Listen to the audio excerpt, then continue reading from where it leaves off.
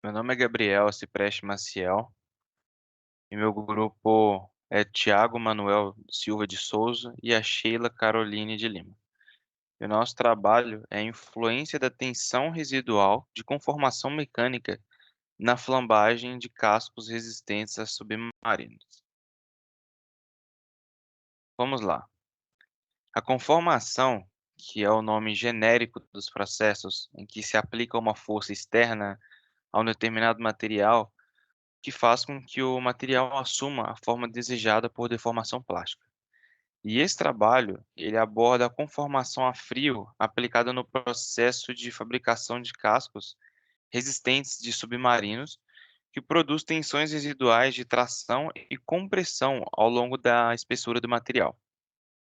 E essas tensões, ela reduzem a vida em fadiga e a pressão crítica de flambagem de estrutura. Então, isso daí pode comprometer a integridade estrutural do casco do submarino.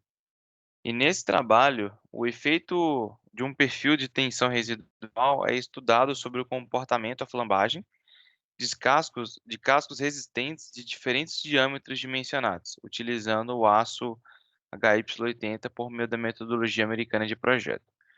E os resultados mostraram uma redução da ordem de 8% na pressão crítica de flambagem. Então, para introduzir, falando de cascos de submarino, o casco resistente, o casco ele consiste basicamente em um cilindro estanque, reforçado externa ou internamente, que deve suportar um conjunto de carregamentos. Que quer dizer carregamentos, né? Como, por exemplo, uma pressão hidrostática de água do mar, explosões submarino e até colisões. E a falha dessa estrutura, ela pode causar uma perda muito grande, como prejuízos operativos, financeiros e até mesmo políticos. Então, dessa forma, o dimensionamento do casco deve ser conservador e baseado em critérios de projetos validados por meio de testes experimentais e modelos numéricos. E uma construção dessa magnitude também demanda grande controle e a fim de garantir a qualidade dos materiais e dos processos de fabricação utilizados. E a metodologia do projeto do casco resistente varia conforme o critério de projeto empregado, que, por sua vez, é bastante característico para cada país que constrói submarinos.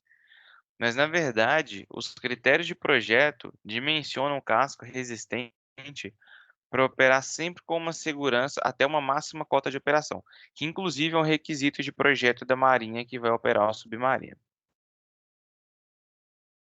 Durante a fabricação do casco, várias imperfeições são induzidas na estrutura que reduzem a cota de colapso do submarino. Então, como por exemplo, a ovalização do cilindro, empenamento da caverna, a contração de chapa entre cavernas em decorrência de soldagem, tensões residuais e distorções em função da conformação de chapas e do processo de soldagem. Trincas e vazios nos cordões de soldas também, e várias outras outros, exemplos que podem acontecer aí no casco do submarino. Mas devido às limitações do projeto de fabricação que existem atualmente, as imperfeições produzidas durante a estrutura não podem ser eliminadas completamente.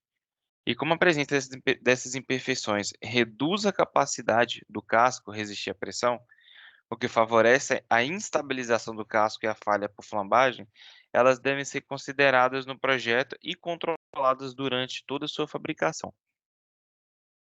Então, falando especificamente de tensão residual, já houve vários estudos que mostraram que a tensão residual reduz a pressão crítica de flambagem no casco resistente. Inclusive, alguns estudiosos já mostraram que, por meio de modelos numéricos e ensaios experimentais, que a tensão residual decorrente dos processos de soldagem e conformação a frio pode reduzir em até 30% a pressão crítica de flambagem de cilindros reforçados. Mas é importante ressaltar que esses estudos foram considerados modelos em escala reduzida.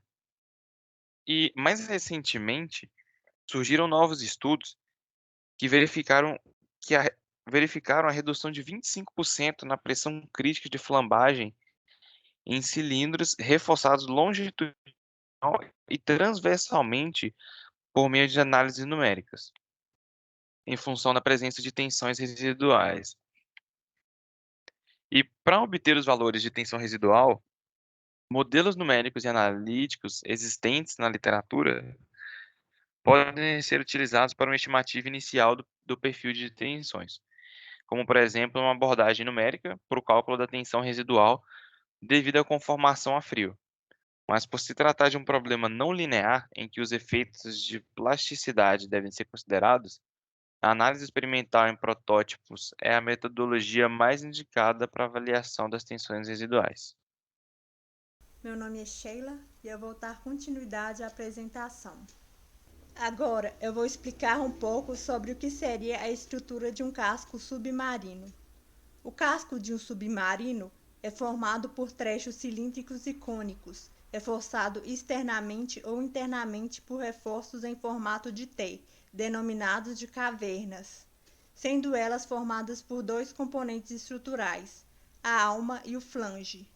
Então, a gente tem aqui A, que é a altura da alma, EA, que é a espessura da alma, T é a espessura da chapa do casco, EF, a espessura do flange, F, a largura do flange e LC, a distância entre cavernas. Agora, vamos explanar sobre a metodologia. Aqui eu devo ressaltar que neste trabalho foi utilizado um artigo como fonte principal e utilizado 4 artigos como fontes complementares. Por isso, agora eu vou apresentar a metodologia utilizada no artigo que é a fonte principal deste trabalho.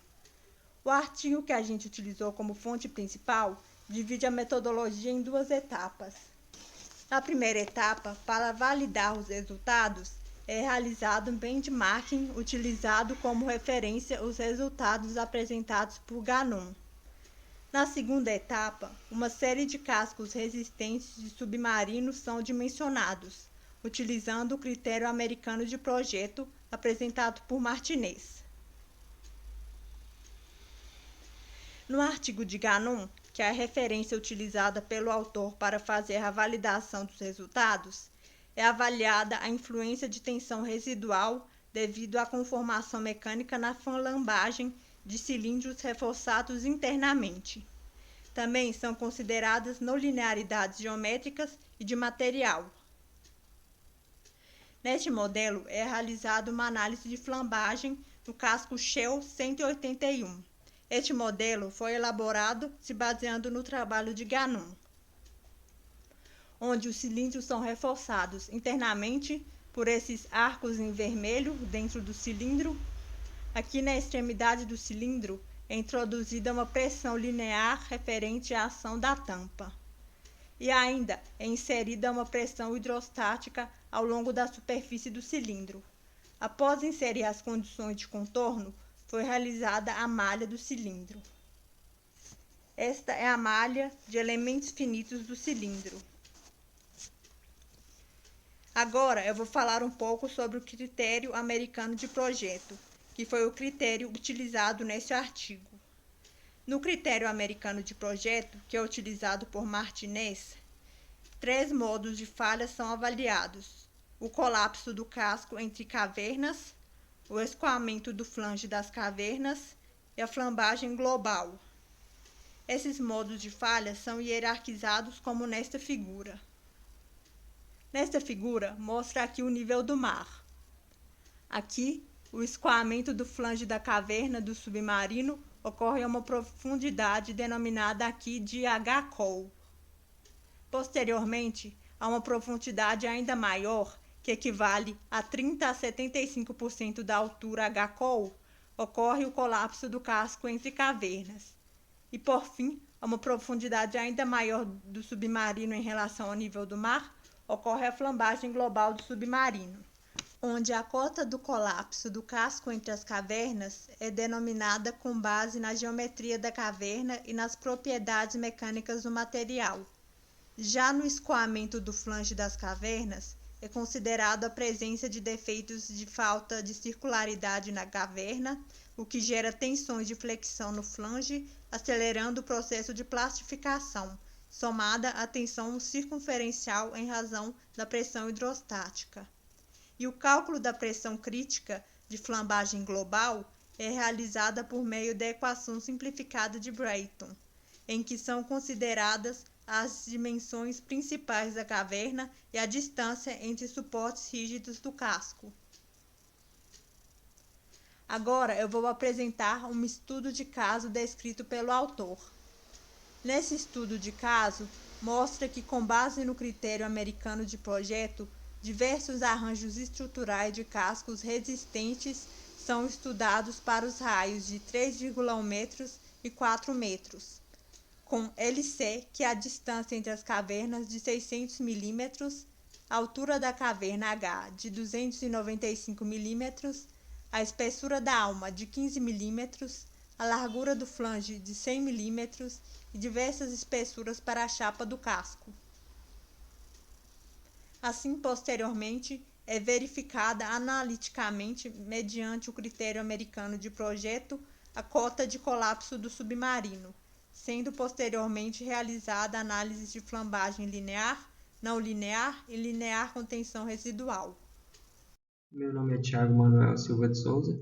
Meu grupo é composto pelo Gabriel Cipestre, a Sheila de Lima e eu.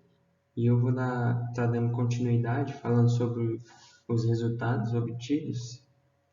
E a priori a tabela 2 já faz uma comparação de resultados com e sem tensão residual. E a cota de colapso, a gente faz um parâmetro entre o que Gannon encontrou, que é os resultados apresentados por ele, que com sem tensão residual, em metros ele encontrou 554 contra 560 da gente. Com tensão residual, ele encontrou 535 contra 534, e a redução em porcentagem é de menos 3,6% para Gannon e menos 4,8% para nós. E comparando os resultados obtidos por Gannon, pode-se verificar que o comando Instat introduziu de maneira adequada o perfil de tensão residual por meio dos pontos de integração do modelo, podendo assim ser utilizado na implementação de perfis de tensão residual em modelos numéricos de flambagem. A redução na pressão crítica de flambagem obtida de 4,8% está na mesma ordem de grandeza da redução apresentada na referência, mostrando aderência nos resultados. E essa figura nos mostra um perfil de tensão residual adotado para a chapa e flange dos cascos resistentes, onde no eixo Y a gente tem os pontos de integração e no eixo X a gente tem a tensão residual dada em megapascal. A partir dos estudos de casos realizados, obteve reduções de 6 a 8% na cota de colapso de cascos resistentes, com raio de 3,1 e 4 metros, respectivamente. Essa redução na cota de colapso deve-se ao fato de que a tensão residual acelera o processo de plastificação das estruturas, favorecendo o processo de flambagem.